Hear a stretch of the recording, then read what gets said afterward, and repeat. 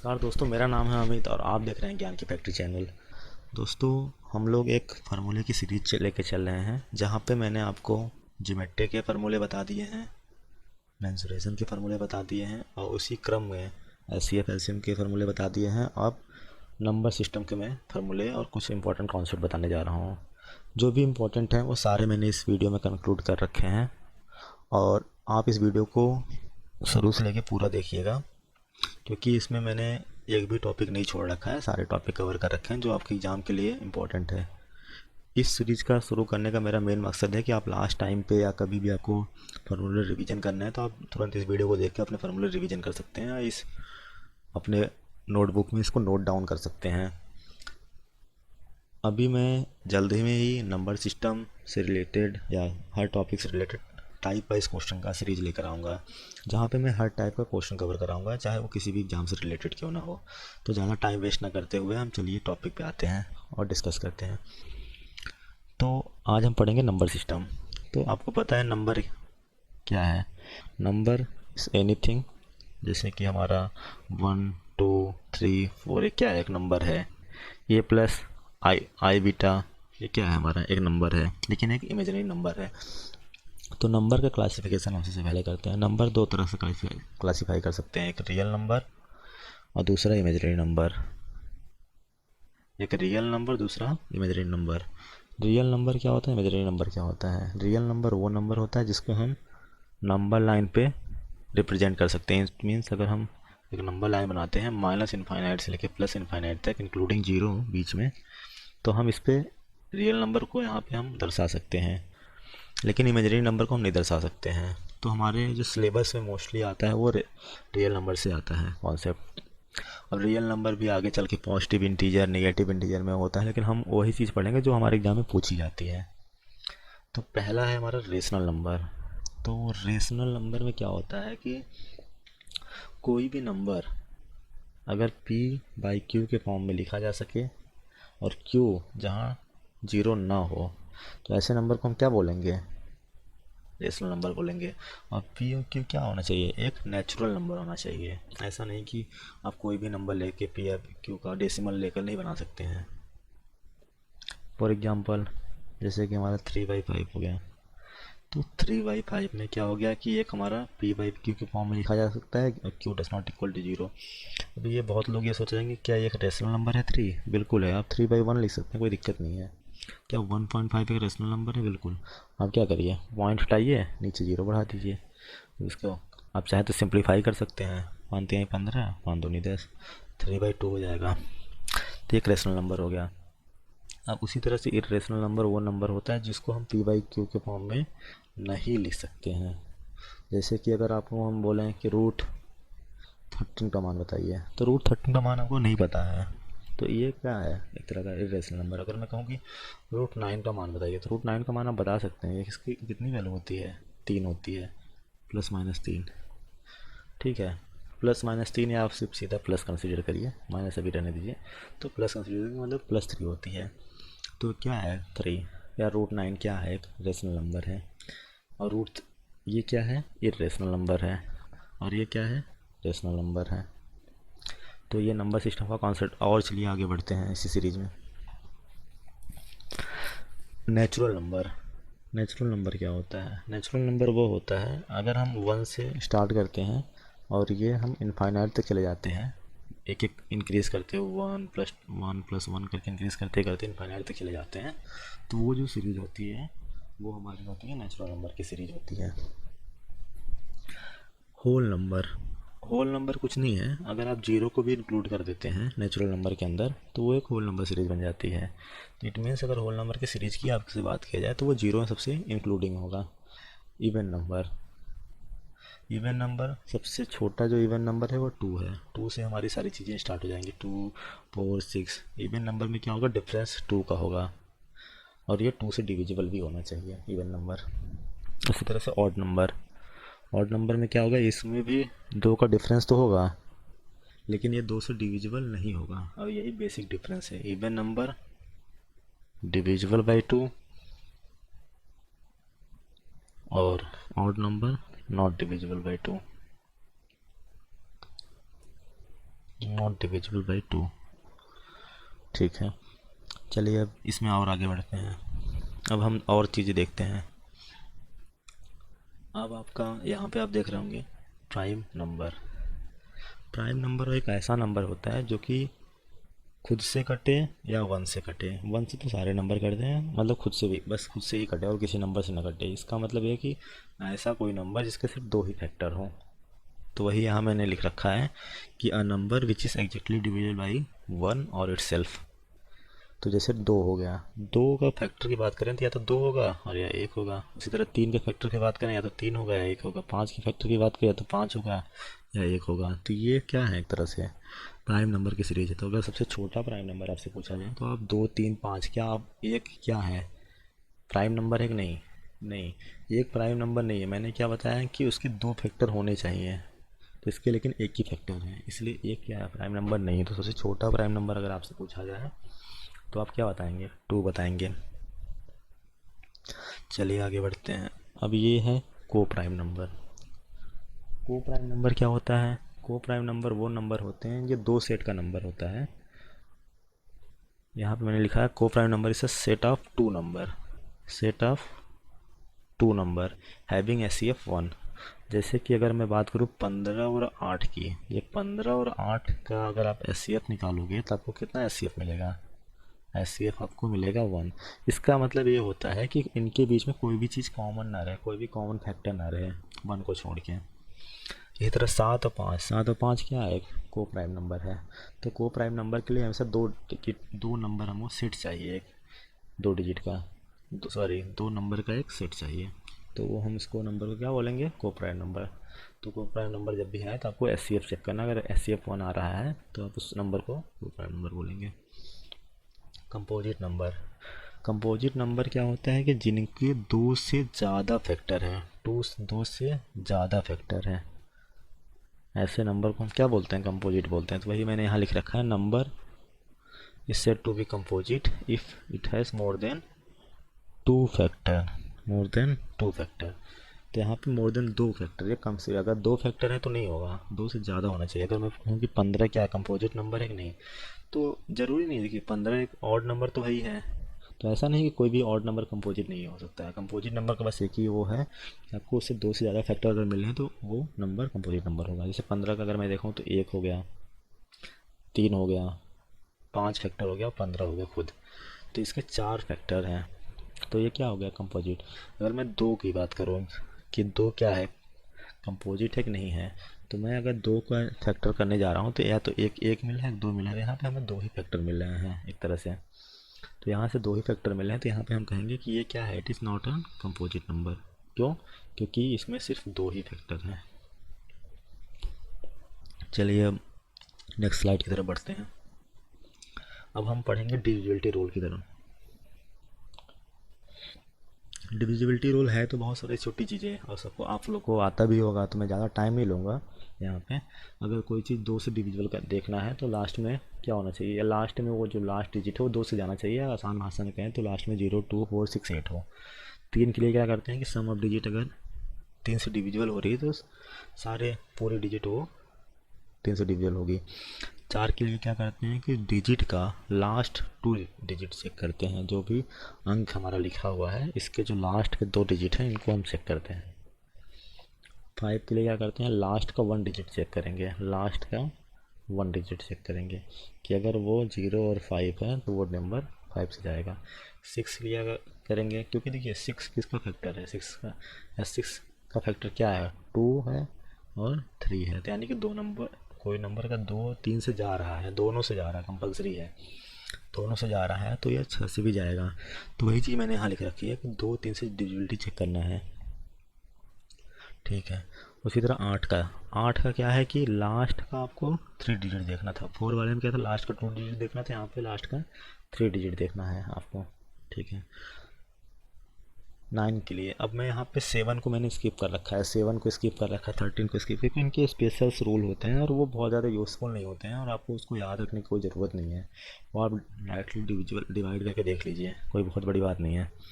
क्योंकि आप जितना उसको रूल वगैरह याद करेंगे उतना ही टाइम लग जाता है, तो इसलिए मैंने यहाँ लिख नहीं रखा है। तो 9 9 का भी 3 की तरह रूल है, अगर सम ऑफ डिजिट 9 से डिविजिबल है तो वो जो पूरा नंबर है वो 9 से डिविजिबल होगा।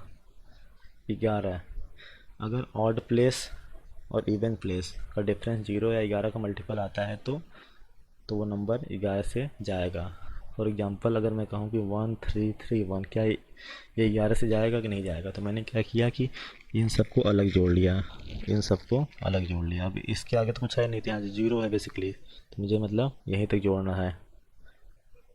1 + 3 तक जोड़ा और इसको 3 + 1, तो क्या आया, ये 3 + 1 जोड़ा ऊपर वाले का और इसमें से हटा दिया, डिफरेंस ले लेना है। ठीक, कितना आ गया, 0 आ गया। तो मैंने क्या बोला, 0 हो उसका डिफरेंस या 11 कोई मल्टीपल है तो नंबर जाएगा। इट मीन्स ये नंबर 11 से कटेगा। वो आप ये चीज़ समझ पा रहे होंगे। चलिए अब हम फ्रैक्शन की तरफ आते हैं। ये मैंने थोड़ा सा जल्दी इसलिए करा रहा हूँ क्योंकि मैं यहाँ पे एक तरह का रिवीजन फार्मूला वीडियो बना रहा हूँ, तो मैं यहाँ पे ज़्यादा टाइम नहीं लूँगा आपको कि बहुत ज़्यादा डिटेल के अंदर एक्सप्लेन। जब मैं पढ़ाऊँगा तो एकदम डिटेल के अंदर एक्सप्लेन करूँगा, हर चीज़ एक एक तरीके का पूरा निचोड़ निकालेंगे। फ्रैक्शन हिंदी में बोले तो फ्रैक्शन की क्या बोलेंगे, भिन्न। प्रॉपर फ्रैक्शन या तो बोले तो साधारण साधारण भिन्न।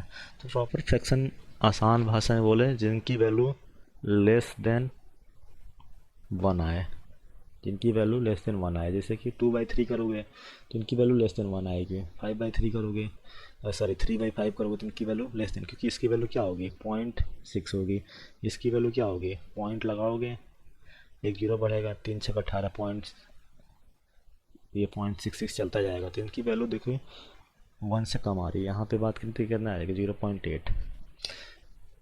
एक तो ये तरीका है प्रॉपर फ्रैक्शन को पहचानने को। दूसरा तरीका क्या था कि हमारे पास क्या क्या था, 2/3 था, 3/5 था और 8/10 था। इसको हमको पहचानना था कि प्रॉपर फ्रैक्शन है कि नहीं है। तो प्रॉपर फ्रैक्शन में हमेशा जो न्यूमरेटर रहेगा वो हमेशा छोटा रहेगा, यानी कि इट मीन्स डिनोमिनेटर बड़ा रहता है। ये कंडीशन है, प्रॉपर फ्रैक्शन में डिनोमिनेटर बड़ा रहेगा न्यूमरेटर से। इम्प्रॉपर फ्रैक्शन में इसका उल्टा हो जाएगा, ग्रेटर देन 1 आएगी इसकी वैल्यू, ग्रेटर देन 1 आएगी। आप यहाँ पे चेक भी करेंगे तो आपको 1 पॉइंट समथिंग कुछ मिलेगा, यहाँ पे 2 पॉइंट समथिंग मिलेगा। तो यहाँ पे ग्रेटर देन 1 आ रही है, हमें यहाँ निकाल की ज़रूरत नहीं है निकाल के। और एक और तरीका है कि यहाँ पे न्यूमरेटर क्या होगा, ग्रेटर होगा हमेशा डिनोमिनेटर से। तो आप या तो इस कंडीशन को याद रखिए या तो इस कंडीशन को याद रखिए, आपका काम बन जाएगा। मिक्स फ्रैक्शन क्या है, मिक्स फ्रैक्शन आप सिर्फ किसका लिख सकते हैं, इम्प्रॉपर फ्रैक्शन का लिख सकते हैं।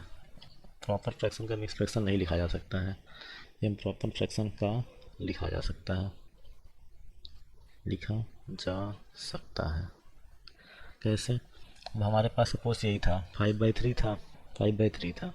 जब मैंने इसको क्या किया, एक तरह से डिवाइड कर दिया, तो हमारे पास क्या बच गया, 3 एकम 3, 2 बच गया। तो 2 हमारा क्या है यहाँ पर रिमाइंडर है, और एक क्या है हमारा, एक वहाँ हमारा कोष्टेंट है, और ये क्या है 3 डिविडेंट है। तो हम कैसे लिखेंगे इसको, कोष्टेंट को यहाँ पे लिखेंगे, डिविडेंट को यहाँ पे लिखेंगे, सॉरी 1, डिविडेंट को ऊपर लिखेंगे, डिवाइड बाई जितने से डिवाइड कर रहे हैं ये। तो आप ऐसे करेंगे 3 एकम 3 + 2 5/3, तो ये इसी तरह से कन्वर्ट हो जाएगा मिक्स फ्रैक्शन में।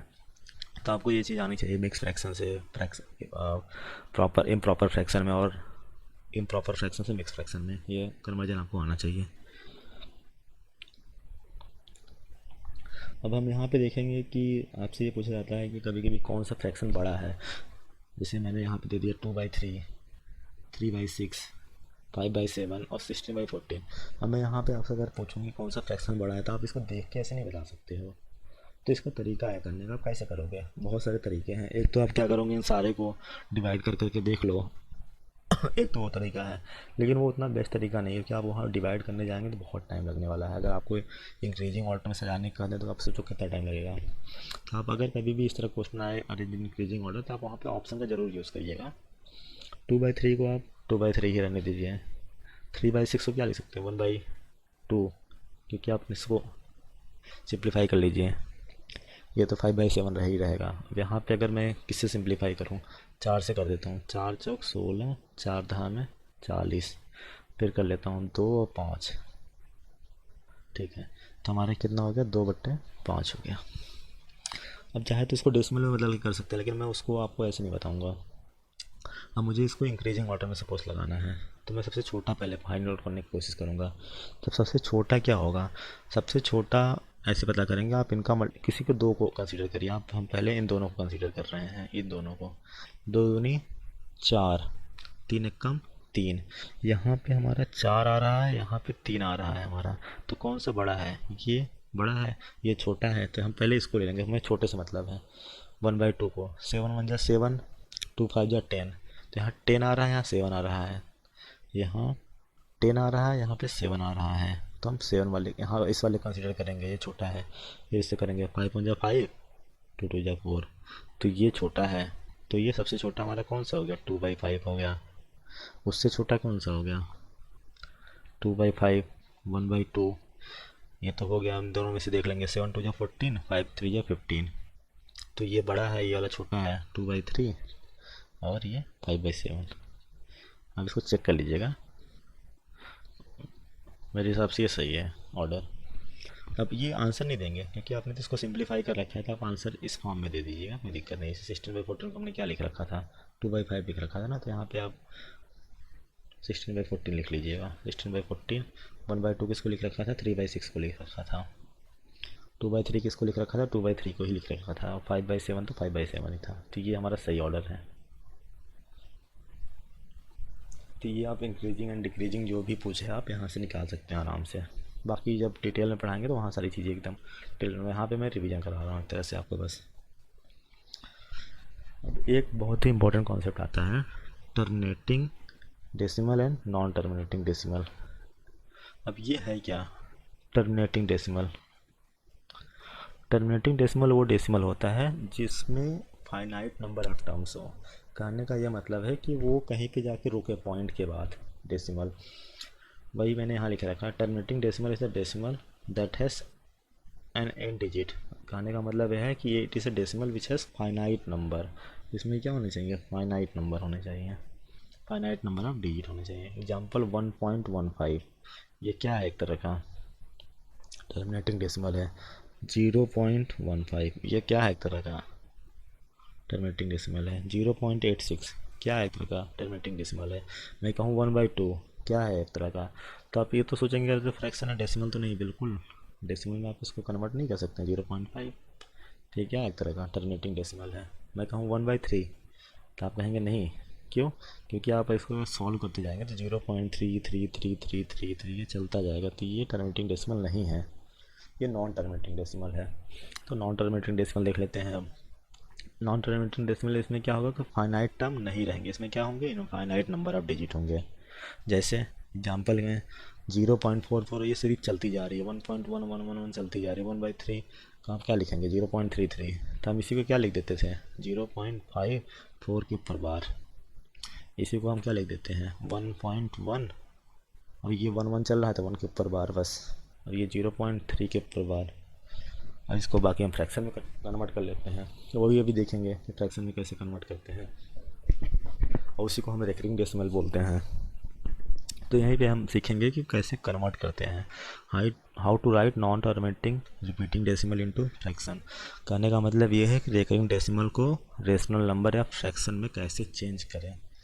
सपोज हमारे पास एक एग्जांपल आ गया 0.125 125 125 125 बार बार रिपीट कर रहा है, ये बहुत चलता जा रहा है सीरीज। तो हम क्या कर सकते हैं 0.125 के ऊपर क्या लगा सकते हैं, एक बार लगा सकते हैं। तो मैंने लगा दिया। अब इसको कैसे करते हैं, जिसके ऊपर बार लगा है आप उसको ऐसे लिख दीजिए, 125 मैंने लिख दिया, डिवाइड बाई जिसके ऊपर बार लगा है उन सब के 1 के नीचे 9 9 9, 3 बार 9 आ जाएगा। अगर हमारा ये रहता है 0.12 के ऊपर बार रहता है तो मैं क्या करता है यहाँ पे 12 लिखता है बटे 9 9, 2 बार बस 9 लिखता। इसी तरह से देखिए 0.1234 है, तो यहाँ पे सिर्फ 3 और 4 के ऊपर बार है, ना कि 1 2 के ऊपर बार है। तो हम क्या करेंगे, सिर्फ 3 4 से ही मतलब है, तो हम क्या करेंगे 1 2 3 4 पूरा नंबर लिखेंगे, माइनस माइनस, क्योंकि इनके ऊपर क्या है, एक तरह का छत है, आप इसको छत कंसीडर करिए। अब इनको निकाल दीजिए, इनके ऊपर छत है तो उनको नहीं निकाल लेंगे, तो 1 2 3 4 में से पूरे घर, ये पूरा घर है, ये इनके ऊपर छत है, तो इनको तो नहीं निकालेंगे आप। तो जिनके पास छत नहीं उनको निकाल दीजिए। तो इनके दोनों के पास नहीं, तो इनको निकाल दिया हमने 1 2 को, मतलब 12 को निकाल दिया है इसमें से। डिवाइड बाई अब देखिए जिनके पास छत है तो उनको तो ऊपर हम 9 9 लगा दिया, 9 9। और जिनके ऊपर छत नहीं है उनको क्या कंसिडर करेंगे, 0 0। बस बाकी इसको आप घटा पिटा के लिख लीजिए कि कितना आएगा। तो आप जब इसको घटाएंगे तो कितना आएगा, 1234 में से जाएगा तो ये आएगा 22/99, क्योंकि 4 में से 2 गया तो 2 आएगा, 3 में से 1 गया तो 2 आएगा। ठीक है ये। बाकी अब इसको फिर काट पीट के आप लिखेंगे, जो भी आपका आंसर आएगा ऑप्शन के हिसाब से आप देख लीजिएगा। अब इसी तरह से अगर मैं 0.3333 चल रहा है तो मैं क्या लिख सकता हूँ इसको, 0.3 के ऊपर बार बिल्कुल लिख सकता हूँ। तो और ये क्या लिख सकता हूँ, 3/9, 3/9 को हम क्या लिख सकते हैं, 1/3। तो यही चीज़ है अपनी, वही सेम चीज़ यहाँ पे आ गई। तो आप ये चीज़ समझ पा रहे हैं कैसे कन्वर्ट करते हैं recurring decimal into rational number. तो ये चीज़ आप देख लीजिए क्योंकि ये क्वेश्चन काफ़ी पूछा जाता है इस तरह का। अब हम देखेंगे यूनिट डिजिट का जो कॉन्सेप्ट है, कि लास्ट में कोई इस तरह का नंबर आ जाता है 32 के पावर 54, पूछ लेता है कि भाई इसका यूनिट डिजिट बताओ क्या है, 32 इंटू 56 इंटू 9 पूछ लेता है इसका यूनिट डिजिट बताओ क्या है। अब यूनिट डिजिट का कॉन्सेप्ट क्या है, यूनिट डिजिट का तो मैं यहाँ पे फार्मूले बता रहा हूँ, तो डिटेल में ज़्यादा डिस्कस नहीं करूँगा। अगर आपके लास्ट में 0 आ रहा है, 1 आ रहा है, कोई 5 आ रहा है, 6 आ रहा है, तो इनका यूनिट डिजिट हमेशा सेम होगा, 0 1 5 6, चाहे कोई भी पावर क्यों ना हो, यूनिट डिजिट हमेशा सेम होगा। अब इनके अलावा कोई भी नंबर आएगा उनकी साइक्लिसिटी क्या होगी, हमेशा 4 होगी। आप लोग बहुत लोग पढ़े होंगे नाव की साइक्लिसिटी 2 होती है, लेकिन नाव की साइक्लिसिटी आप 4 मान के चलिए, क्योंकि अलग से मत याद रखिए किसी का, 3 और 9 का, ये सब का मतलब बेसिकली 9 का अलग होता है, लेकिन आप सबका एक ही मान के चलिए साइक्लिसिटी क्या होती है 4। अगर ये चीज़ आप भूल भी गए ना कि 0 1 5 6 का सेम होता है, नहीं भी याद है, तो आप यहाँ से काम हो जाता है आपका। तो मैंने यहाँ पे वही बताया कि 2 की पावर 1 2 होता है, 2 की पावर 2 4, 2 की पावर 3 8, 2 की पावर 4 16। अब जैसे ही 4 के बाद आप रिपीट करोगे ना 2 की पावर 5, देखिए आप लास्ट डिजिट रिपीट होने लगा है। सेम आप किसी भी नंबर के साथ आप करेंगे 4 के बाद बिल्कुल ये रिपीट होना शुरू हो जाएगा। अब यहाँ पे यही चीज़ आ गई, मैंने यहाँ पे क्वेश्चन पूछा था कि भाई 32 की पावर 54 का क्या होगा। तो आप क्या करिए कि आपको यूनिट डिजिट से मतलब है, तो 3 का कोई मतलब नहीं है, तो हमारे क्वेश्चन क्या रिड्यूस हो गया, 2 की पावर 54 में रिड्यूस हो गया, क्योंकि 3 का तो कोई मतलब नहीं है। अब यहाँ पे अब इतनी बड़ी पावर तो हम निकालेंगे नहीं, तो आप क्या करेंगे, इस पावर को छोटा करेंगे। छोटा कैसे करेंगे, 4 से डिवाइड कर दो और जो भी बच रहा है वो लिख दो, और रिमाइंडर अगर 0 आ रहा है तो 4 लिख दो आप। तो जैसे हम 4 से करने जाएंगे तो आपको पता है कि 48 तो पूरा जाता है, 52 भी पूरा जाता है, तो कितना बचेगा, 2 बचेगा। तो ये हमारा क्या आ जाएगा, 4। आप इसको करके देखेंगे 32 के पावर 54, तो आपको 4 ही क्या मिलेगा, यूनिट डिजिट मिलेगा। इसी तरह से इस वाले क्वेश्चन देखते हैं। अब हमको क्या चाहिए, यूनिट डिजिट चाहिए, तो इसका कोई मतलब नहीं है। 56 में 5 का कोई मतलब है नहीं है, तो हमारा क्वेश्चन किस में रिड्यूस होगा, 2 इंटू 6 इंटू 9, तो है हमारा हो गया 6 दूनी 12, 12 9 108, 6 दूनी 12, 12 9 108, तो हमारा यूनिट डिजिट क्या हो गया, 8 हो गया है। अच्छा अब यहाँ पे अगर सपोज 6 दूनी 12, आपको 12 का पहाड़ा नहीं आता है, तो आप क्या करेंगे, 6 दूनी 12 गुणे 9 लिखेंगे, आपको इससे कोई मतलब है नहीं है, तो 9 दूनी 18, ये आपका यूनिट डिजिट आ गया। ऐसे भी निकाल सकते हैं हम, कैसे भी निकालेंगे। चलिए कुछ और क्वेश्चंस देखते हैं। सपोज ये हमारा क्वेश्चन है, अब हमको यहाँ पे यूनिट डिजिट फाइंड आउट करना है, तो यहाँ पे इससे इसका तो कोई मतलब नहीं है, हम 6 की पावर 125 लिख देंगे। अब 125 को हम रिड्यूस कर लेते हैं 4 से डिवाइड करके, तो 4 से डिवाइड करेंगे, 4 3 12, 4 1 4, 4 3 12, 4 1 मतलब 1 बचेगा, क्योंकि 124 तो पूरी डिवाइड हो जाएगी, 124 तो पूरा डिवाइड हो जाएगा 4 से, 1 बच जाएगा। इसी तरह यहाँ पे कितना हो जाएगा, 1 की पावर, अब देखिए मैंने एक कॉन्सेप्ट यहाँ पे आपको बता रखा था कि 0 1 और 5 और 6 की पावर लास्ट में कुछ भी रहे तब इनका जो भी होता है सेम ही आता है। तो कहने का मतलब ये है तो आपने जब इस चीज़ को देखा यहाँ पे तो 6 है, तो 6 के पावर कुछ भी रहे तो 6 ही आएगा। 1 है, 1 के पावर कुछ भी रहेगा तो 1 ही आएगा। 1 के पावर कुछ भी रहेगा तो 1 ही आएगा, तो 6 + 1 हो गया। यहाँ पे 5 के पावर कुछ भी रहेगा तो 5 ही आएगा, और 0 के पावर कुछ भी रहेगा तो 0 ही आएगा। तो ये कितना हो गया, 6 1 7 7 5 12। 12 मतलब 2। 2 हमारा क्या हो गया, आंसर हो गया। अगर ये चीज़ नहीं पता है आपको तो फिर कैसे करते, जैसे हम लोग पहले कर रहे थे भाई, 4 से डिवाइड करके देख रहे थे। अब यहाँ पे 4 से डिवाइड करोगे तो 148 तो पूरा कटेगा, 2 बच जाएगा, ठीक है। 125 तो 4 से करेंगे तो 124 तो पूरा कटेगा, 2 बचेगा, ठीक है। और 0 के पावर कुछ भी चढ़ाओ तो वो तो 0 ही आना है, तो ये तो 0 ही होगा। तो ये 6 हो जाएगा 1, और ये 25, तो कितना हो जाएगा ये 6 + 1 + 25, तो आप कितना हो जाएगा 25 1 26, और 26 और ये 6 32। तो हमारा यहाँ पे भी क्या आ रहा है, यूनिट डिजिट 2 आ रहा है। तो आप चाहे ऐसे कर लीजिए चाहे ऐसे कर लीजिए। अगर कहने का ये मतलब है कि अगर आपको ये चीज़ पता है तो आप क्वेश्चन को बहुत जल्दी सॉल्व कर सकते हैं। इसी तरह से यहाँ पे देख लीजिए, 4 के पावर 99 है, तो अब यहाँ पे देखिए 96 तो पूरा कट जाएगा, तो बचेगा कितना, 4 के पावर 3 बचेगा। अब यहाँ पे 54 है, तो 52 तो पूरा कट जाएगा, तो बचेगा कितना, 9 के पावर, क्योंकि यहाँ से हमें इससे मतलब नहीं है, इन सब से हमें मतलब ही नहीं है, हमें लास्ट डिजिट से मतलब है। 9 के पावर 52 तो पूरा कट जाएगा, 2 बचेगा। 4 के पावर 142 144 है। अब ये देखिए 144 148, 144 तो पूरा कट जाता है 4 से, 4 तो 12 2, हाँ पूरा कट जाएगा 4 से।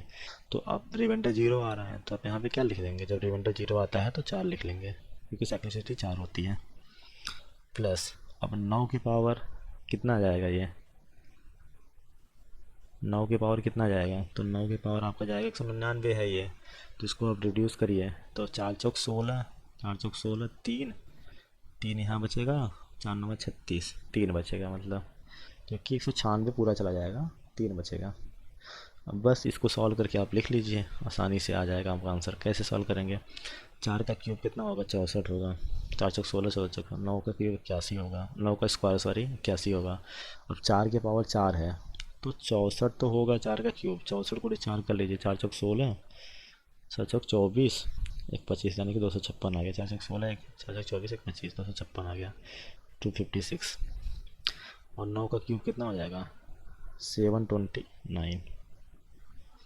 अब देखिए आपको हमको यूनिट डिजिट से मतलब है, इसका कोई मतलब है नहीं है, इस सब का कोई मतलब है नहीं है, हमें यूनिट डिजिट से मतलब है। तो ये हो गया 4 1 5, 6 5 11, 4 1 5, 5 6 11, 11 9 20। तो हमारा यूनिट डिजिट क्या हो गया, 0 हो गया। ये हमारा क्या हो गया, आंसर हो गया। तो आसानी से आप निकाल सकते हैं इसी चीज़ को। चलिए आगे बढ़ते हैं। यहाँ पे कुछ कॉन्सेप्ट देखते हैं, डिवीजन। आप जब कोई चीज़ यहाँ पे जैसे सपोज आप भाग करते हैं किसी चीज़ को, तो यहाँ पे क्या होता है, आपका डिविडेंड होता है, डिविडेंड होता है यहाँ पे वही मैंने दर्शा रखा है डिविडेंड। अब जिससे भाग करते हैं उसको डिवाइजर बोलते हैं। अब जो भी आता है भागफल उसको कोष्टेंट बोलेंगे, और रिमाइंडर निकल के आता है। तो अगर आपको इस डिविडेंड को निकालना है तो आप कैसे निकालोगे डिविडेंड को, आप इन दोनों का गुणा कर दीजिए, कहने का मतलब ये है, और इसमें रिमाइंडर जोड़ दीजिए। तो वही मैंने कर रखा है, डिवाइजर इंटू कोष्टेंट प्लस रिमाइंडर। ये कॉन्सेप्ट है, ये यूज़फुल है, क्योंकि आपको कई बार इसको लैंग्वेज में देगा बना के, और आपको वहाँ पे करना पड़ेगा। अब हम देखते हैं रिमाइंडर थ्योरम का कॉन्सेप्ट, जो कि काफ़ी इम्पोर्टेंट है। रिमाइंडर थ्योरम का कॉन्सेप्ट, जैसे कि अगर मैं कहूँ कि भाई 13/5 है, इसका रिमाइंडर क्या है, तो आप क्या करेंगे, इसी तरह से तो करेंगे, 5/13, 5 दूनी 10, 3 हो गया इसका रिमाइंडर। लेकिन आप ऐसे भी तो कर सकते हैं, 5/13 है, मैं इसको एक बार ज़्यादा लेकर जा रहा हूँ, 5 3 15, तो 13 में से 15 गया तो -2, तो ये भी तो रिमाइंडर हुआ। तो ये -2 क्या है, नेगेटिव रिमाइंडर है। क्या है, नेगेटिव रिमाइंडर है। और ये 3 क्या है, पॉजिटिव रिमाइंडर है, ये रिमाइंडर है। तो कभी कभी आपको नेगेटिव रिमाइंडर पता है तो आप कुछ मत करिए, आप उस नंबर में से 5 में से 2 घटा दीजिए, तो आपको ये पॉजिटिव रिमाइंडर निकल आता है, बेसिकली ये है। तो 13/5 था, तो मैंने पॉजिटिव रिमाइंडर कितना निकाला इसका, +3 और नेगेटिव रिमाइंडर मैंने कितना निकाला -2। उसी तरह से 17/5 है, 17/6 है, तो +5 क्या है पॉजिटिव रिमाइंडर, -1 नेगेटिव रिमाइंडर। अगर मैं कहूँ 17/5 है तो पॉजिटिव रिमाइंडर कितना हो जाएगा, 5 से 15 बचेगा कितना +2, नेगेटिव रिमाइंडर कितना हो जाएगा 5 से 20, कितना ज़्यादा हो रहा है -3 ज़्यादा हो रहा है 17 से, तो 3 ज़्यादा है लेकिन कितना कम है, -3 कम है, तो ये नेगेटिव रिमाइंडर हो गया। इसी तरह अगर मैं यहाँ पे बोलूँ कि इसका रिमाइंडर कितना आएगा, तो आप ऐसे करेंगे, तो आप इसको तोड़ के लिख लेंगे 49/9 इंटू 65/9, क्योंकि आप इस तरह से लिख सकते हैं इस चीज़ को। आप इसको अलग सॉल्व कर लीजिए, 9 कम 9 मतलब 45 + 4 रिमाइंडर बचेगा, और यहाँ पे 63 + 2 रिमाइंडर बचेगा, यानी कि टोटल मिला के कितना रिमाइंडर बचेगा, +6 रिमाइंडर बचेगा। 63 तो पूरा कट जाएगा, 2 बचेगा ना, 7 9 63 होता है, +2 बचेगा।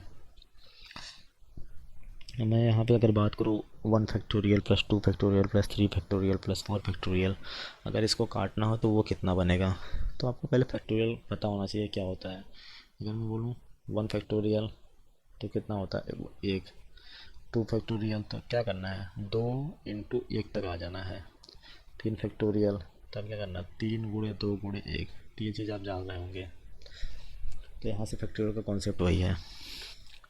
तो आपको क्या करना है 8 तक का निकालना है, तो आप इसका वैल्यू तो 1 आएगी, मैं यहाँ पे पेन चेंज कर लेता हूँ ताकि आपको समझ में आए। इसकी वैल्यू तो 1 आएगी, इसकी वैल्यू कितनी आएगी 2 आएगी, इसकी वैल्यू 6 आएगी, ठीक है।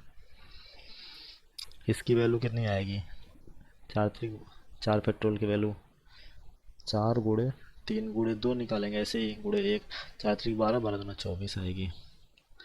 अब देखिए, अब यहाँ से रिमाइंडर सबका क्या होता जाएगा, 0 होता जाएगा, क्यों, क्योंकि 24 पूरा कट रहा है, तो ये 5 फैक्टोरियल तो कितना आएगा 120 आएगा, ये भी पूरा कटेगा, तो ये तो सारे इनके मल्टीपल ही हैं, तो ये तो कटेंगे, तो यहाँ के रिमाइंडर तो क्या होते जाएंगे 0 होते जाएंगे। ये रिमाइंडर कितना होता जाएगा 0 होता जाएगा, लेकिन ये रिमाइंडर कितना होगा +1 रिमाइंडर होगा, +2 रिमाइंडर होगा, +6 रिमाइंडर होगा, ये यही तो आएगा ना आपका। तो आपका आंसर कितना आ जाएगा 6 + 2 8 और एक 9, 9/8, लेकिन 9 तो रिमाइंडर होगा नहीं हमारा, तो इसको एक बार और डिवाइड करते हैं, तो हमारा रिमाइंडर कितना आ जाएगा 1 आ जाएगा, कितना आ जाएगा 1 आ जाएगा, क्योंकि जब आप 1 को काटोगे 1 फैक्टोरियल का तो +1 बचेगा, 2 को काटोगे +2 बचेगा। कई बार बच्चे क्या करते हैं 3 फैक्टोरियल को यहाँ पे -2 भी ले लेंगे तब भी आंसर आएगा, क्योंकि देखिए मैं यहाँ पे इस चीज़ को बता दे रहा हूँ, अगर आप 3 फैक्टोरियल को 6 होता है इसकी वैल्यू, अगर आप 8 से डिवाइड कर रहे हैं तो -2 भी ले सकते हैं, तो इधर ये कितना आया था 3 आया था, 2 + 1 3 आया था, ये -2 हटा दीजिए तब भी आपका आंसर सेम आएगा 1 आएगा। तो इस क्वेश्चन का क्या आंसर हो जाएगा 1 हो जाएगा। चलिए कुछ क्वेश्चन और देखते हैं जो रिमाइंडर थ्योरम के ऊपर आता है। अब यहाँ पे मैं क्या कर सकता हूँ, यहाँ पे 9 चौक 36, तो आप क्या करेंगे 9 चौक 36, तो अगर हम यहाँ पे देखें तो कितना रिमाइंडर आएंगे, किस में रिड्यूस हो जाएगा -1 रिमाइंडर आएगा, लेकिन किसके पावर कितना है 113 है, तो ये कितना हो जाएगा, अगर कोई भी नेगेटिव है उसके पावर ऑड नंबर है तो वो क्या होगा माइनस में ही इसका आंसर आएगा, इवन होता तो प्लस में आंसर आता, तो -1 तो लिखेंगे नहीं, तो हमारा पॉजिटिव रिमाइंडर हम कैसे निकालेंगे 9 - 1, हमारा मतलब 8 हमारा आंसर आ जाएगा इस क्वेश्चन का, ठीक है। अब हम 2 के पावर 33 इस तरह की चीज़ें हम लिख रहे हैं, 2 के पावर 33/9, अब हम इसको ऐसे लिखेंगे कि ये कुछ 9 के आसपास टूट जाए, तो हम क्या करेंगे कि भाई 2 के पावर 3 कर लेते हैं, क्योंकि 2 के पावर 3 8 हो जाएगा, तो ये 9 के करीब आ रहा है, ठीक है। अगर हम यहाँ पे इसको 3 लिख रहे हैं तो यहाँ पे क्या लिखना पड़ेगा 11, क्योंकि 11 3 33, ये रिड्यूस इस फॉर्म में हो जाएगा, तो ये आगे चल के क्या बनेगा 8/9, मतलब 8 के पावर 11 बनेगा, और ये -1 के पावर 11 बनेगा, और इसकी वैल्यू क्या आएगी -1 आएगी, और हमारा अगर पॉजिटिव रिमाइंडर की बात करें तो कितना आएगी 8 वैल्यू आएगी। तो आप इस चीज़ को समझ पा रहे होंगे। चलिए देख लेते हैं एक। 7 की पावर 512 बटे 400। अब इसको कैसे करेंगे? अब देखिए यहाँ पे कुछ तो ऐसा बन नहीं रहा, 4 के करीब चला जाए या इस तरह का। लेकिन अगर आपको पहाड़ा पता होगा तो 7 की पावर की वैल्यू पता होगी तो ये होता है 2401, और 400 2400 के करीब जाता है। यानी कि आप इसको लिख लीजिए 7 के पावर 4, और बाहर में कितना आ जाएगा? 4 एकम 4, 1 4 दूनी 8, 3 4 अट्ठे 32, यानी 128 आ जाएगा बाहर, डिवाइड बाई 400। ये तो यहाँ तक तो समझ पा रहे होंगे आप, ठीक है। अब ये कितनी हो जाएगी? 2401 वैल्यू हो जाएगी के पावर 128, और ये 400 गुणे 6 करोगे 24, यानी कि +1 रिमाइंडर आएगा। कितना रिमाइंडर आएगा? +1, यानी कि +1 के पावर कितना हो जा रहा है? 128। अब पॉजिटिव पावर इवन है ऑड है कोई मतलब तो है नहीं, आएगा हमेशा पॉजिटिव में ही, तो हमारा आंसर कितना आ जाएगा? 1 आ जाएगा इस केस में। चलिए अब आगे बढ़ते हैं कॉन्सेप्ट की तरफ। नंबर ऑफ फैक्टर, ये भी इम्पोर्टेंट है। जैसे कि पूछ लेता है कि किसमें कितना नंबर ऑफ फैक्टर है, कितना ऑड फैक्टर है, कितना इवन फैक्टर है, या कितना प्राइम फैक्टर है, या टोटल सम कितना है फैक्टर्स का, ये सारी चीज़ें पूछ लेता है। अगर मैं बात करूँ 240 को आप फैक्टराइज अगर करोगे तो किस तरह से करोगे? 240 मैं यहाँ पे कर ले रहा हूँ, यहाँ पे थोड़ा स्पेस कम है, मैं यहाँ पे कर ले रहा हूँ 240। मैंने क्या किया? 2 से फैक्टर किया पहले, तो कितना आ गया? 120 आ गया। फिर 2 से काटा तो 60 आ गया। फिर 2 से काटा तो 30 आ गया। फिर 2 से काटा तो 15 आ गया। फिर मैंने क्या किया? 3 से काटा, 3 बचे 15। फिर 5 से काटा 1, यानी कि 2 कितनी बार आ रहा है? 4 बार आ रहा है, 3 एक बार आ रहा है, 5 एक बार। वही मैंने यहाँ लिखा रखा है, 2 4 बार, 3 एक बार और 5 एक बार। ये तो हमने, और हमेशा प्राइम फैक्टर में इसको वो करना है। करने का मतलब ये एकदम बिल्कुल प्राइम होना चाहिए, ऐसा नहीं कि आप 4 से डिवाइड कर रहे हो, नहीं, आप इसको हमेशा प्राइम नंबर में काटोगे। अब नंबर ऑफ फैक्टर कैसे निकलता है? ये तो बहुत आसानी है। आप जितने पावर आए हैं उन सब में एक एक ऐड करके सबको क्या करिए? मल्टीप्लाई करिए। तो 4 में मैंने क्या किया? 1 ऐड कर दिया। उसी तरह 1 में मैंने क्या कर दिया? ऐड कर दिया। और उसी तरह 1 में क्या कर दिया? ऐड कर दिया। तो ये कितना हो गया? 5 गुणे 2 गुणे 2, 5 दूनी 10, 10 दूनी 20, हमारा आंसर आ गया। आप इस तरह से देख सकते हैं। सम ऑफ ऑल फैक्टर, अब इसको कैसे निकालेंगे? अब ये तो बहुत आसान चीज़ है। आप यहाँ पे क्या करिए? 2 के पावर कितना आ जा रहा है? 4 जा रहा है। तो आप 2 के पावर 0 से स्टार्ट करिए और 4 तक ले जाइए प्लस करते करते। 2 की पावर 0 प्लस 2 की पावर 1 प्लस 2 की पावर 2 प्लस 2 की पावर 3 प्लस 2 की पावर 4। बीच में क्या करिए? गुणा। उसी तरह 3 के पावर कितना जा रहा है? 1 तक जा रहा है, यानी कि 3 की पावर 0 प्लस 3 की पावर 1 गुणे 5 की पावर कितना जा रहा है? 1 तक जा रहा है, 5 की पावर 0 प्लस 5 की पावर। जब आप इनको सॉल्व करोगे तो आपको मिलेगा 744। क्योंकि देखो 2 के पावर 0 बहुत लोग 0 लिख लेते हैं, नहीं, किसी के पावर 0 है तो हमेशा क्या आता है? 1 आता है। 0 के पावर 0 ही क्यों ना हो, वो हमेशा 1 ही आएगा। तो किसी के पावर 0 हो तो 1 आता है ये। लेकिन ये चीज़ थोड़ा यहाँ पे 0 भी आता है, यहाँ पे दोनों आंसर पॉसिबल है। तो कहने का मतलब है किसी के पावर 0 है तो उसका आंसर 1 आता है। तो आप ये चीज़ सम ऑफ फैक्टर समझ रहे होंगे। नंबर ऑफ प्राइम फैक्टर, इनको कैसे निकालेंगे? आप सिंपली इनके जो पावर आए हैं बस उनको क्या करिए? ऐड कर दीजिए। तो 4 प्लस 1 प्लस 1, टोटल कितने हो गए? 6। 4 प्लस 1 प्लस 1, टोटल कितने हो गए? 6 हो गए। चलिए ठीक है, आगे बढ़ते हैं। एक और क्वेश्चन देखते हैं उसी तरह से। अब मैंने यहाँ पे 300 ले लिया है नंबर। अब यहाँ पे मैं आपको बहुत सारी चीज़ें निकाल के दिखाऊंगा कि कैसे कैसे सब निकलता है। तो अगर आपसे पूछा जाए कि भाई इसका पहले बात तो आप प्राइम फैक्टराइजेशन कर लीजिए। तो 2 के पावर 2 इंटू 3 के पावर 1 इंटू 5 के पावर 2 हो जाएगा। मतलब 2 2 बार आ रहा है, 3 एक बार आ रहा है, 5 2 बार आ रहा है। नंबर ऑफ फैक्टर तो आसान ही है, आप इनको पावर ऐड बढ़ा के 1 इंटू कर लीजिए। मतलब 2 को 1 बढ़ाएंगे तो 3 आएगा, 1 को 1 बढ़ाएंगे तो 2 आएगा, और 2 को 1 बढ़ाएंगे तो 3 आएगा। इनको 3 दूनी 6 6 3 18, ये तो आपका समझ में आ रहा होगा। सम ऑफ फैक्टर, तो सम ऑफ फैक्टर क्या करना है, जीरो से स्टार्ट करना, वहाँ तक जाना है, जीरो से स्टार्ट करना, वहाँ तक जाना है, जीरो से स्टार्ट करना, वहाँ तक जाना है, बाकी बीच में गुणा करते जाओ, तो आपका ये आंसर आ जाएगा। प्राइम फैक्टर का भी मैंने पिछले इसमें बता रखा है क्वेश्चन में कि आप सीधा सीधा इनके पावर को क्या करिए, ऐड कर दीजिए, क्योंकि ऑलरेडी हमने इसको क्या कर रखा है, प्राइम फैक्टराइजेशन कर रखा है, तो आप सीधा इनके पावर को ऐड करिए, कितनी बार आ रहा है वो value. Even factor, even factor निकालने के बहुत सारे तरीके हैं। बहुत लोग क्या करते हैं, यहाँ पे 2 कॉमन ले लेते हैं और 150 का निकालते हैं, वो आंसर आ जाता है, तो वो भी कर सकते हैं आप सिंपली क्या करिए कि जो भी हमारा इवन नंबर है,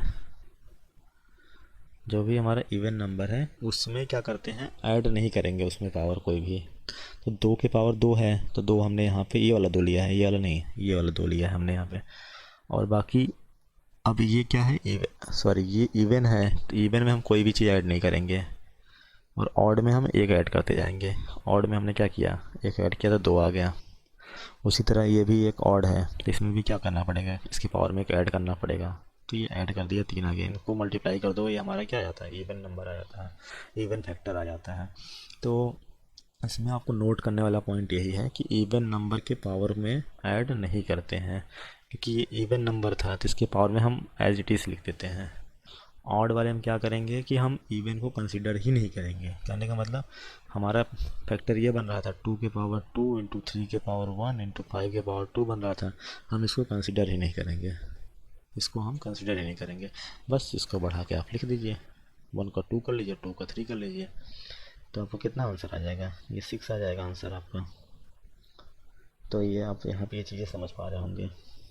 तो इसमें आप बस ध्यान दीजिएगा कि इवन नंबर को पावर को कंसीडर इसमें नहीं करते हैं, पावर को कंसीडर नहीं करते हैं। अब ये जो 2 चीज़ें मैंने यहाँ पे बता रखी है, ये तो हो गया, ये भी हो गया, ये भी हो गया, मतलब आपको 1 2 3 तो 5 चीज़ें निकालने आ गई। सम ऑफ इवन फैक्टर कभी कभी पूछा तो सम ऑफ ऑड फैक्टर बहुत ही रेयर पूछा जाता है, लेकिन अगर आ गया तो ठीक है, नहीं तो आपको ऐसा अगर नहीं समझ में आ रहा है तो कोई दिक्कत नहीं है, आपको इतना टेंशन लेने वाली बात नहीं है कि सम ऑफ इवन नंबर फैक्टर ये सब आना ही चाहिए। अगर नहीं आ रहा है तो कोई दिक्कत वाली बात नहीं है। चलिए इसको भी मैं बता ही देता हूँ, चाहे आपको मतलब कोई भी डाउट ना रह जाए। अब सम ऑफ इवन फैक्टर क्या होगा, 2 के पावर 2 है, तो आप क्या करिए, 2 के पावर 0 से स्टार्ट करिए, 2 के पावर 1 प्लस 2 के पावर 2, इन सबको ऐड करते जाइए बीच में इंटू। उसके बाद क्या करेंगे, अब हमको क्या निकालना है, इवन फैक्टर निकालना था, सम ऑफ इवन फैक्टर, तो हमने क्या किया, 2 के पावर 0, 2 के पावर 1, 2 के पावर 2, तो ये कर दिया। उसी तरह से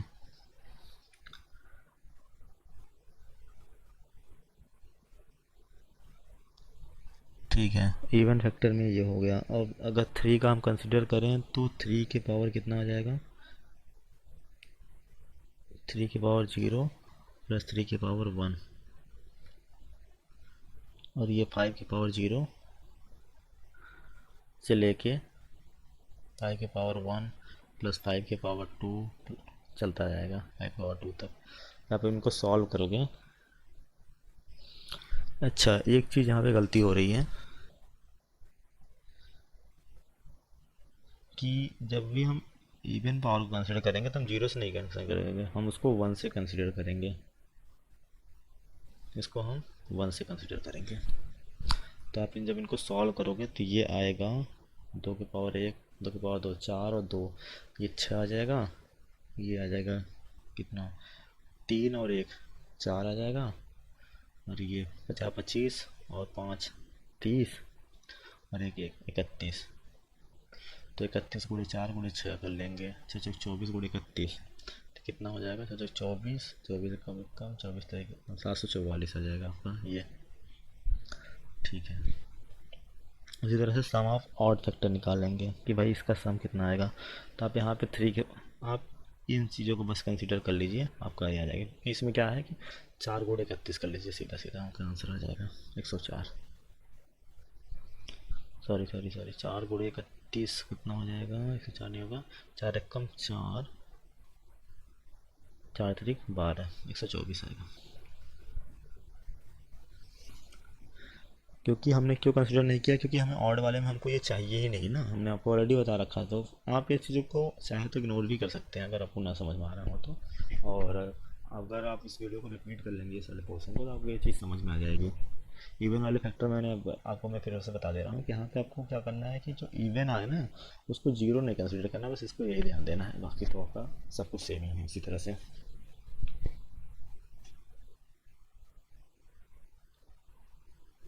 तो ये नंबर ऑफ फैक्टर हो गया।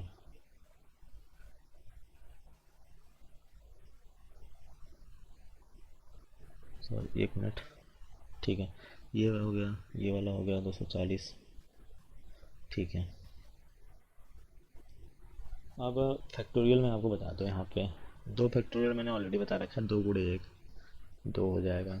3 फैक्टोरियल 3 गुणे 2 गुणे 1 6 हो जाएगा। उसी तरह 4 फैक्टोरियल 4 गुणे 3 गुणे 2 गुणे 1 4×3 = 12 दूना 24 हो जाएगा। 5 फैक्टोरियल 5×4 गुणे 3 गुणे 2 गुणे 1, ये कितना हो जाएगा, 24×5 = 120 हो जाएगा। उसी तरह से 6×5 गुणे 4 गुणे 3 गुणे 2 गुणे 1 कितना हो जाएगा। देखिए 120 का वैल्यू हमें पता है, इतने की वैल्यू तो हमको ऑलरेडी पता है ना, बस उसमें 6 का मल्टीप्लाई कर दीजिए, 12×6 = 72 720 आ जाएगा। तो आसानी है, कोई दिक्कत नहीं है इसमें। चलिए अब हम देखते हैं नंबर ऑफ ट्रेलिंग जीरो, क्योंकि यहाँ से भी कॉन्सेप्ट आता ही है नंबर ऑफ ट्रेलिंग जीरो, क्योंकि यहाँ से भी आपको कॉन्सेप्ट से क्वेश्चन आते ही आते हैं। अगर मैं कहूँ कि 5×2 को अगर आप गुणा करो तो आपको कितना जीरो मिलेगा, तो आप कहोगे सर 1 जीरो मिलेगा, ठीक है।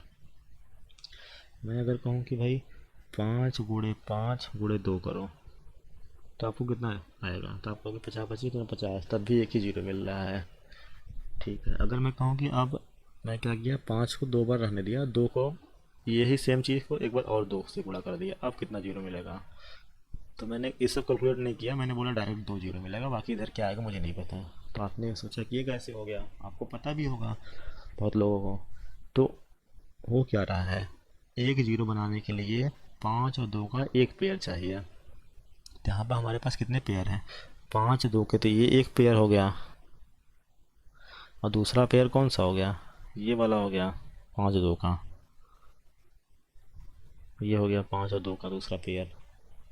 तो कहने का मतलब ये है 5 और 2 का एक पेयर है इसमें, और 5 2 का एक पेयर है, यही चीज़ तो है। यहाँ से 1 जीरो आ जाएगा, यहाँ से 1 जीरो आएगा, तो इसलिए मैंने यहाँ पे 2 जीरो ऑलरेडी लिख रखा है। तो कहने का मतलब 1 जीरो बनाने के लिए आपको एक 5 और 2 के पेयर की जरूरत पड़ेगी, 2 जीरो बनाने के लिए जितने भी 5 और 2 के पेयर बनेंगे अपने आप को जीरो होंगे। इसी कॉन्सेप्ट को हम यूज़ करेंगे। अब 124 फैक्टोरियल है, अब इसको तो ऐसे करने जाओगे नहीं, 124 गुणे 123 गुणे कैसे निकालोगे आप, ऐसे तो निकालोगे नहीं, ये तो सही तरीका बिल्कुल भी नहीं है। अब क्या करोगे, सीधा हमको किस पास वो चाहिए, फैक्टर चाहिए। तो आप कहोगे कि मुझे 5 और 2 का फैक्टर चाहिए, 124 से आप गुणा करोगे तो 2 तो बहुत बार आएगा, 2 को हम क्यों लें, हमें तो सिर्फ 5 से मतलब रखना है ना, 2 से मतलब रखना है, लेकिन मैं कम टाइम कौन सा आ रहा है हमें तो उससे ही मतलब रखना है। क्योंकि आप इस चीज़ को समझिए, यहाँ पे 5×5×5 है, और उसके बाद 2 कितनी बार भी आ जाए उससे हमें कोई मतलब नहीं है, क्योंकि जो हमारा जीरो बनेगा वो 3 ही बार बनेगा, 3 ही के साथ तो ये मर्ज होगा, 3 ही बार बनेगा, 3 ही जीरो बनेगा। वही चीज़ मैं यहाँ समझाना चाह रहा हूँ। तो आप कैसे निकालोगे कि 5 कितनी बार आ रहा था, आप सीधा क्या करिए, 124 को 5 से डिवाइड कर दीजिए, 5 से डिवाइड कर दीजिए, तो आपको कितना आएगा क्वेश्चन, तो आप कहोगे कि आएगा 5 दूनी 10, ठीक है, 5 दूनी 10। अब इसको ऐसे कर लीजिए डिवाइड, 124 को 5 से डिवाइड कर लीजिए, तो आप कहोगे कितना आएगा, यहाँ पे मैं लिख रहा हूँ 5 दूनी 10 और 2 2 बचेगा, 5 और 20 मतलब 24×5 = 120। अब कोष्टंट ही लिखना है, फिर इसको 5 से डिवाइड करेंगे, 5 और 20। अब तो नहीं जाएगा ना, आप क्या करिए, इन चीज़ों को ऐड कर लीजिए, आप इन चीज़ों को आपको ऐड कर लेना है। तो क्या करेंगे आप, इन चीज़ों को ऐड कर लीजिए, 24 और 4 और 28, तो यानी कि हमारे इसमें कितने आंसर आ जाएंगे, 28 आंसर आ जाएगा हमारा। कितना आंसर आ जाएगा, 28 आंसर आ जाएगा। अब हम और आगे देखते हैं कि भाई ये 28 गुणे 87 इंटू 27 × 67 है। अब इस तरह का क्वेश्चन आ गया तो आप कैसे करेंगे। अब देखिए यहाँ पे आपको 2 का तो मिल रहा है फैक्टर, लेकिन 5 का कहीं फैक्टर आपको दिख रहा है, नहीं दिख रहा है। तो जीरो कैसे बनेगा, तो नहीं बनेगा। इसमें नंबर ऑफ जीरो कितना है, जीरो आ जाएगा, एक भी जीरो नहीं आएगा। इसमें 5 का तो बन रहा है, लेकिन एक भी फैक्टर 2 का बन रहा है, नहीं बन रहा है, तो इसमें भी नंबर ऑफ जीरो जीरो आ जाएगा। और 28 फैक्टोरियल और 1000 फैक्टोरियल आप बिल्कुल इसी तरह से निकाल सकते हैं। क्या करेंगे, 28/5 का कर लीजिए, तो 5 × 5 = 25, 5 × 5 यानी कि 6 हमारा आंसर आ जाएगा इस केस में। और 1000 वाले में कितना आंसर आएगा, 1000 / 5 कर लीजिए, 5 दूनी 10, 200 मतलब। फिर 5 से काटिए, 5 × 20, 40 आ जाएगा, 5 × 8 = 40, 5 × 1 = 5, तो ये हो जाएगा 249, 249 हमारा आंसर आ जाएगा। तो इस तरह से आप नंबर ऑफ ट्रेलिंग जीरो निकाल सकते हैं। अब हम देखते हैं AP series, GP series, HP series, यहाँ से भी क्वेश्चन आता है और खूब पूछे जाते हैं आपके एग्जाम में। AP series, GP series, HP series क्या है ये क्वेश्चन, चलिए एक करके देखते हैं। सपोज हमारा कोई इस तरह का टर्म है, a+d, a+2d, a+3d, tn तक। तो इसका जो डायरेक्ट फॉर्मूला होता है tn निकालने का, क्योंकि इसमें देखिए मैं यहाँ पे कुछ चीज़ पहले लिख लेता हूँ आपको समझने के लिए। ये क्या है, ये हमारा फर्स्ट टर्म है, ठीक है। tn क्या है, tn हमारा tn क्या है, tn हमारा लास्ट टर्म है। d क्या है, d हमारा कॉमन डिफरेंस है। क्योंकि मैं यहाँ पे ज़्यादा एक्सप्लेन नहीं कर रहा हूँ, क्योंकि ये रिवीजन क्लास है, आप इस चीज़ को समझ रहे होंगे। जब मैं पढ़ाऊँगा तो बहुत सारी चीज़ें एकदम डिटेल के अंदर बताऊँगा कि ये डी क्या है, क्यों आता है, कैसे आता है, सारी चीज़ें। और मैं जल्द ही लाने वाला हूँ एक जो टाइप वाइज क्वेश्चन के सीरीज होते हैं उस तरह का, क्योंकि मैंने देखा यूट्यूब पे इस तरह की वीडियोस बहुत ही कम पड़े हुए हैं, या पड़े हुए हैं तो वो ज़्यादा पूरा हर चीज़ नहीं कवर कर रखा है उन्होंने। तो मैं लाऊंगा हर चीज़ जो कवर होगा, चाहे आप कोई भी एग्ज़ाम दें तो आपके लिए यूज़फुल होगा वो चीज़। तो आपको अगर TN निकालना है, आपको 3 फार्मूला इसमें याद रखना होता है। जैसे TN निकालना है तो ये होता है a+n-1 × d। क्या होता है, TN = n, TN = a+n-1 × d। n क्या है यहाँ पे, n जो है टोटल नंबर ऑफ टर्म है, टोटल नंबर ऑफ टर्म है, ठीक है। अब अगर आपको ये पता है तो SN कैसे निकलेगा, मतलब सम ऑफ टर्म n टर्म कैसे निकलेगा, तो ये निकलेगा n/2 in bracket 2a + n-1 × d। एक तो ये तरीका है। अगर आपको फर्स्ट टर्म और लास्ट टर्म पता है तब भी निकाल सकते हैं। n/2 total number of term पता है, n/2 कर लीजिए, first term plus last term, आप यहाँ से भी निकाल सकते हैं।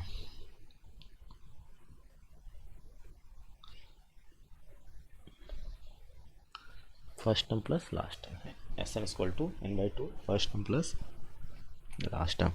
आप इन सब का यूज़ करते हुए आराम से निकाल सकते हैं। चलिए GP की तरफ देखते हैं। GP में क्या होता है कि कॉमन रेशियो सेम होता है। जैसे कि इसमें अगर आपको टर्म मानना है तो आप कैसे मानेंगे, इस तरह से टर्म रहेगा a/r, a/r इस तरह से रहेगा, क्योंकि आप जब इसका रेशियो निकालेंगे तो आपको हमेशा क्या मिलेगा, रेशियो सेम मिलेगा। तो इस केस में क्या होता है कि आपको अगर ये चीज़ें पता है तो आपको TN कैसे निकालेंगे, बिल्कुल आपको 3 फार्मूला इसमें भी याद रखना है। TN = हो जाता है a/n-1, और r यहाँ पे क्या है, कॉमन रेशियो है, ठीक है। TN का आपको ये फार्मूला याद होना चाहिए कि अगर लास्ट टर्म निकालना है तो कैसे निकाल लोगे। और ये यहाँ तो फर्स्ट टर्म है, ये तो आपको पता ही चल रहा होगा। अगर आपको सम ऑफ टर्म निकालना है SN, आप कैसे निकालोगे SN को, SN होगा हमारा a in bracket r⁻n-1 power r-1 ये तरीका है। एक होता है sum of infinite term, sum of infinite number of term, और ये पूछा जाता है काफ़ी, sum of infinite number of term. तो ये होता है डायरेक्टली, इसका जो फार्मूला होता है वो होता है ए ऑफ वन माइनस आर। तो ये आपको याद होना चाहिए, ये याद रहेगा तो आपको काम बन जाएगा। तीन फार्मूला आप इसको याद रखिएगा। एपीजीपी से इतना ही है, बाकी एपीजीपी सबसे, हाँ एक चीज़ और एपीजीपी से पूछ सकते हैं। अगर आपको पूछ रहा है कि भाई ज्योमेट्रिक मीन क्या है, अगर ए बी सी ये क्या है, जीपी सीरीज है, तो इसका जो ज्योमेट्रिक मीन होगा वो होगा B equal to under root A C, ये होगा। या ऐसे भी इसको लिख सकते हो, B square equal to A C, B square equal to A C. तो ये आपका ज्योमेट्रिक मीन हो जाएगा। तो इस तरह से चीज़ें आप देख सकते हैं।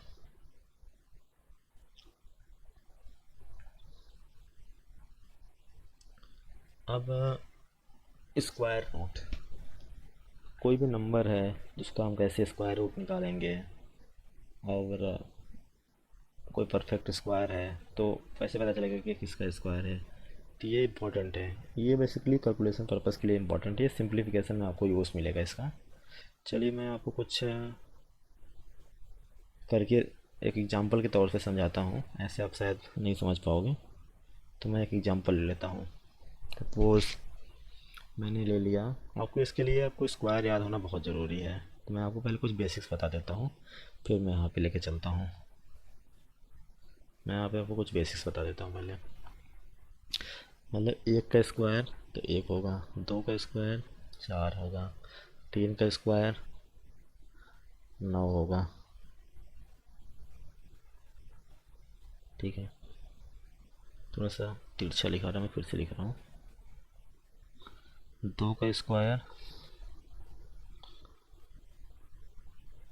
चार होगा, तीन का स्क्वायर नौ होगा, चार का स्क्वायर ये सब तो आपको पता ही है 16 होगा, पाँच का स्क्वायर 25, ठीक है।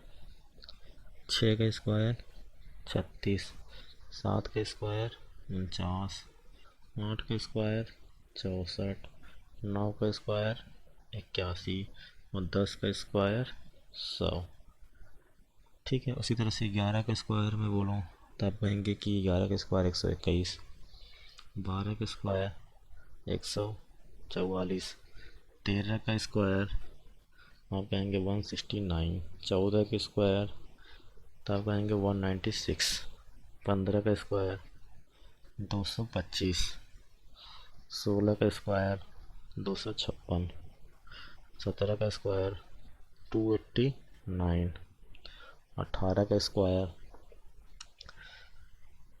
324, 19 का स्क्वायर 361 और 20 का स्क्वायर 400। कम से कम इतनी चीज़ें तो आपको याद होनी चाहिए। अगर आप इससे याद आ सकते हैं अच्छी बात है, 30 तक तो आपको याद होना चाहिए। 21 का स्क्वायर 441, 22 का स्क्वायर 484, 22 का स्क्वायर 484, ठीक है। 23 का स्क्वायर, 23 का स्क्वायर कितना हो जाएगा, 23 का स्क्वायर 529, 24 का स्क्वायर, 24 का स्क्वायर कितना हो जाएगा, 24 का स्क्वायर हो जाएगा आपका 576, 25 का स्क्वायर कितना हो जाएगा 625, 26 का स्क्वायर कितना हो जाएगा 684, क्योंकि 26 का स्क्वायर आपको हो जाएगा 26 का, अच्छा नहीं 684 नहीं होगा, ये होगा आपका 676 होगा, 676 होगा। 27 का स्क्वायर इसी तरह से आप इसको मतलब ये याद रख लीजिएगा, क्योंकि ये पूछा जाता है एग्ज़ाम में, ठीक है। तो आपको ये सारी चीज़ें आना चाहिए, 27 का स्क्वायर, 28 का स्क्वायर, 29 का स्क्वायर, 30 का स्क्वायर। तो 27 का स्क्वायर कितना हो जाएगा 729 हो जाएगा, 28 का स्क्वायर 784 हो जाएगा, 29 का स्क्वायर कितना हो जाएगा? 29 का स्क्वायर आपका हो जाएगा 841। 841 यहाँ से कितना हो जाएगा? 841 और 30 का स्क्वायर 900। 28 का स्क्वायर आप चेक कर लीजिएगा, 28 का स्क्वायर 74 ही होगा। ठीक है, 74 ही होगा। ठीक है, इतना चीज़ें आपको याद होनी चाहिए, तब आपको स्क्वायर रूट ये सब में कोई दिक्कत नहीं आएगी। अब मैं देखता हूँ स्क्वायर रूट वगैरह क्या है, इस तरह की चीज़ें। मैं एक एग्जांपल लेता हूँ, 3969। अब मैं इसका पूछूं कि ये किसका स्क्वायर रूट है। ये क्वेश्चन आपको दे दिया, क्योंकि ये क्वेश्चन आपको डायरेक्ट नहीं पूछा जाएगा, ये क्वेश्चन आपको सिंप्लीफिकेशन में आपको यूज़ किया जाएगा इस चीज़ का।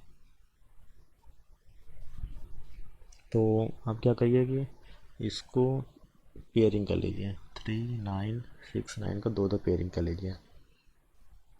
आप दो पेयरिंग कर लीजिए इसको। अब देखिए 9 किसके लास्ट में आ रहा है, तो आप 9 किसके स्क्वायर के लास्ट में आ रहा है, आप कहेंगे कि 3 के स्क्वायर के लास्ट में आ रहा है और 7 के स्क्वायर के लास्ट में आ रहा है। 3 के स्क्वायर 9, 7 के स्क्वायर 49। ठीक है, अब जो बचा पेयरिंग के बाद ये हम चेक करेंगे कि ये किसके स्क्वायर के बीच में आ रहा है। तो आप कहोगे यार ये 6 के स्क्वायर अगर हम करते हैं तो 36 आता है, 7 का स्क्वायर करते हैं तो 49 आता है, यानी कि 6 और 7 के बीच में आ रहा है। ये 6 और 7 के बीच में आ रहा है, तो आप छोटे वाले को हमेशा लेंगे, या तो 63 का होगा या 67 का होगा। अब ये पता कैसे चलेगा किसका है ये? आप ये देखिए, जब आप 6 का किए तो 36 आ रहा था, तो 36 पास है 39 के कि 49 पास है? तो आप कहोगे सर 36 पास है, तो यानी कि 6 के पास होगा 63 के, हमारा आंसर हो जाएगा। इस तरह से कर सकते हैं। अगर ये चीज़ आपको नहीं समझ में आ रही है तो आप क्या कर लीजिए, 65 का स्क्वायर निकाल लीजिए। 65 का स्क्वायर निकालना आसान होता है, क्यों? क्योंकि जिसके लिए लास्ट डिजिट में 5 होता है, आप 25 पहले लिख लीजिए और इसको 1 बढ़ा के लिख लीजिए, 742। अब देख लीजिए 4225 तो बहुत ज़्यादा हो जाएगा, तो इससे कम ही होगा, यानी कि 63 होगा। 65 से कम होगा यानी 63 होगा। चलिए एक दो क्वेश्चन और करा देता हूँ मैं आपको।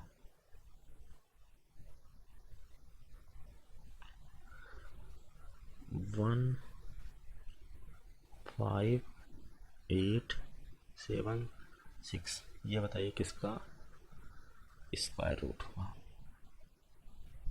तो आप उसी तरह से आप क्या करिए, पेयरिंग कर लीजिए और उसको बांट दीजिए। अब 6 किसके किसके लास्ट में आता है, तो 2 में तो आता नहीं है, 3 में भी नहीं आता, 4 में आता है एक, और किस में आता है, 5 में आता नहीं है, 6 में आता है। 4 और 6 के स्क्वायर के लास्ट में आ रहा है, क्योंकि 4 का स्क्वायर 16 होता है, 6 का स्क्वायर 36 होता है। अब 158 हम देखेंगे किसके किसके उसमें आता है। 12 का स्क्वायर करेंगे तो 144 आ रहा है, 13 का करेंगे तो 169 आ रहा है, यानी हमको लेना क्या है, छोटा वाला लेना है। 120 मतलब छोटा है, या तो 124 का होगा या 126 का होगा, इसी एक का होगा। अब देखो किसके नज़दीक है, 12 का करेंगे 144 आएगा और 13 का करेंगे 169 आएगा। अब यहाँ पे किसके नज़दीक है, तो आप कहेंगे इसके तो 6 और 8, 6 से 12 तो 14 दूर है यहाँ से। यहाँ से कितना दूर है, यहाँ से दूर है आपका 9 और 2 11, तो यहाँ से नज़दीक है 13 वाले से, मतलब बेसिकली इस वाले से नज़दीक है, नीचे वाले से। तो हमारा जो आंसर होगा ये 126 आ जाएगा। ये चीज़ नहीं समझ में आ रहे हैं तब क्या करिए, आप कुछ मत करिए, आप इसमें 125 का निकाल लीजिए। 125 का कितना हो जाएगा, 5 आ रहा है, 25 पहले लिख दीजिए, 12 को एक बार करके लिख लीजिए, 13, 13 दूना 26, 13 कम 13, 13 और 2 15। अब देख लीजिए 15625, ये 125 का है, तो इससे बड़ा ही है, तो यानी कि 126 का ही होगा। तो आप यहाँ से देख सकते हैं स्क्वायर रूट बिल्कुल सेम पैटर्न फॉलो होता है क्यूब रूट में, वहाँ पे 3 का पेयर करते हैं। क्यूब रूट को भी देख लेते हैं। अब मैं क्यूब रूट टेप का निकालता हूँ और एक एग्जांपल समझाता हूँ आपको, तो आपको समझ में आएगा। 2621444। अब इसका आपको क्या निकालना है, क्यूब रूट निकालना है। तब क्या करेंगे, सबसे पहला आपका जो काम होगा उसमें आप पेयरिंग कर लीजिए। अब इसमें कितने का पेयरिंग कर लीजिए, आप कॉमन सेंस से भी कर सकते हैं कि सर इसमें 3 की पेयरिंग होनी चाहिए, 3 की पेयरिंग कर लीजिए, बाकी का आप अलग रखिए। ठीक है, लास्ट से 3 की पेयरिंग कर लिया हमने। अब यहाँ पे आपको पता होना चाहिए कि वो जो 4 है लास्ट डिजिट वो किसके लास्ट में आ रहा है, किसके लास्ट में आ रहा है। तो आप कहेंगे कि किसके क्यूब के लास्ट में आ रहा है, तो अब 4 के क्यूब कितना होता है 64 होता है, तो 4 के लास्ट में आ रहा है बस। इसमें देखिए को देखना होता है क्योंकि रिपीट नहीं करता है क्यूब वाले में, आपको और किसी के लास्ट में 4 नहीं मिलेगा 4 के अलावा, ठीक है। बाकी 262 किसके किसके स्क्वायर के, सॉरी किसके किसके क्यूब के बीच में आ रहा है, तो आपका 6 का जो क्यूब होता है वो होता है 216, 7 का क्यूब जो होता है वो होता है 343, 6 का जो क्यूब होता है वो होता है 216, ठीक है। और जो 7 का जो क्यूब होता है वो कितना हो जाएगा आपका 343। तो किसके किसके बीच में आ रहा है 6 और 7 के बीच में आ रहा है, तो हम यहाँ पे छोटा वाला लेते हैं तो 6 लिख लेंगे, बस हमारा ये आंसर हो गया। तो आप ये चीज़ समझ रहे हैं, बाकी जितना भी बड़ा आएगा आप आराम से निकाल सकते हैं, स्क्वायर रूट क्यूब रूट को आराम से बिल्कुल निकाल सकते हैं, कोई दिक्कत नहीं आएगी आपको स्क्वायर रूट क्यूब रूट में। अब एक इम्पॉर्टेंट कॉन्सेप्ट आता है कि भाई ये जो है अपना क्वाड्रेटिक इक्वेशन, यहाँ से भी क्वेश्चन पूछे जाते हैं। हमने मान लिया A X square plus B X plus C equal to 0 क्या है, एक क्वाड्रेटिक इक्वेशन है, क्वाड्रेटिक एक्सप्रेशन है, ठीक है। अगर मैं इसकी बात करूं कि अगर इसका रूट मैंने मान लिया अल्फ़ा और बीटा है, क्या मान लिया इसका, ये रूट है, तो पहले बात आपको ये पता चला होना चाहिए कि ये रूट इसको सेटिस्फाई करेगा। अगर ये अल्फ़ा और बीटा है तो आपको एक पता होना चाहिए सम ऑफ रूट क्या होता है, सम ऑफ रूट पता होना चाहिए, यानी कि इसको हम सम ऑफ रूट, और आपको दूसरी चीज़ क्या पता होनी चाहिए, product of root, product of root. Sum of root बोले तो alpha plus beta, product of root बोले तो अल्फ़ा बीटा, तो अल्फ़ा प्लस बीटा क्या हो जाएगा माइनस बी बाई ए, और अल्फ़ा बीटा क्या हो जाएगा सी बाई ए। तो इसी तरह से जो स्टैंडर्ड फॉर्म होता है इक्वेशन का वो होता है x square minus sum of root into x plus product of root. ये जो होता है ना किसी भी इक्वेशन का स्टैंडर्ड फॉर्म होता है कि भाई x square minus sum of root plus product of root. तो कोई भी इक्वेशन आपको लिखना है तो आप यहाँ से लिख सकते हैं इस हिसाब से, बिल्कुल आपको कोई भी दिक्कत नहीं आएगी। कोई इक्वेशन है, अब इसका आपको रूट फाइंड आउट करना है, तो एक तो तरीका ये है कि आप यहाँ पे कैसे फाइंड कर सकते हैं, श्रेधाचार्य मेथड लगा के फाइंड आउट कर सकते हैं। तो यहाँ से आपको कैसे मिलेगा, अल्फ़ा और बीटा की जो वैल्यू मिलेगी वो क्या मिलती है आपको पता है, minus b plus minus under root b square minus 4ac, और नीचे क्या आ जाता है हमारा 2a आ जाता है। तो ये आप भी याद रखिएगा, कभी कभी इससे भी आपका रूट फाइंड आउट होगा। अब हम देख लेते हैं कि ये जो वैल्यू है, मैंने क्या लिखा अभी, minus b plus minus under root b square minus 4ac upon 2a, ये अल्फ़ा और बीटा की वैल्यू थी रूट्स की, दो रूट निकल के आएंगे, ठीक है। तो ये जो वैल्यू है इसको हम लोग क्या बोल रहे हैं, डिस्क्रिमिनेंट बोल रहे हैं, यानी कि बी स्क्वायर माइनस 4ac ये क्या है, डिस्क्रिमिनेंट है, डिस्क्रिमिनेंट नाम दे रहे हैं इसको, या इसको डेल से डिनोट कर रहे हैं। अगर बी स्क्वायर माइनस, 3 केस बनता है, आप उस केस को देखिए पहले, if B square minus 4ac की वैल्यू लेस देन 0 है, कहने का मतलब ये निगेटिव आ जाए, तो जो नेचर ऑफ रूट होगा हमारा वो क्या होगा, कॉम्प्लेक्स कॉन्जुगेट होगा, क्या होगा, एक कॉम्प्लेक्स रूट आएगा, ठीक है। If B square minus 4ac की वैल्यू क्या आ जाए, पॉजिटिव आ जाए, तो हमारा जो रूट होगा वो रेशनल होगा, रेशनल कहने का मतलब आप इसको रेशनल ना बोलिए, इसको रियल बोलिए, क्या रूट मिलेगा हमको, रियल रूट मिलेगा।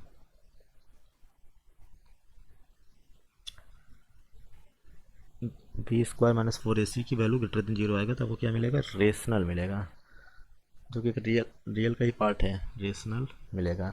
या तो ये इक्वल भी हो सकता है, अनइक्वल भी हो सकता है। अगर तीसरा case b² - 4ac is equal to 0, case 1 है, केस 2 है और ये केस 3 है, 0 मिलता है तो जो हमारा रूट मिलेगा वो रियल मिलेगा एंड इक्वल मिलेगा इस केस में। आपको ये चीज़ याद होनी चाहिए क्वाड्रेटिक एक्सप्रेशन से।